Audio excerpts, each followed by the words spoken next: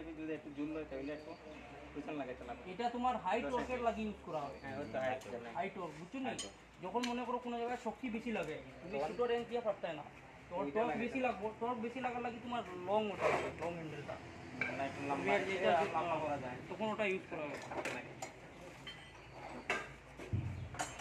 এটা দিয়া খালি জাস্ট মানে টাইট করা হয়, এটাতে ঢিলা দেওয়া হয় না। আচ্ছা এটা একটা মিটার আছে, এটা মাপ আছে, মাপ আছে এখানে, এলজি আছে, কে আছে, কেজি হিসাব আছে, এনএম আছে, কেজি হিসাব আছে, সব কিছু মানে মিলাইয়া ওই মাপ মতো টাইট হইব। এটা তুমি যত কেজি সেট করিয়া দিবা অত কেজি উপরে এক সুত্তা টাইট হইতো না, বাস অতটাই থাকবো। কোড আইব একটা যেটা তুমি স্ক্যান টুলো গিয়া ডিটেক্ট করবা দেখিয়া, আর সেম গিয়া তুমি ডায়াগনোসিস করবা।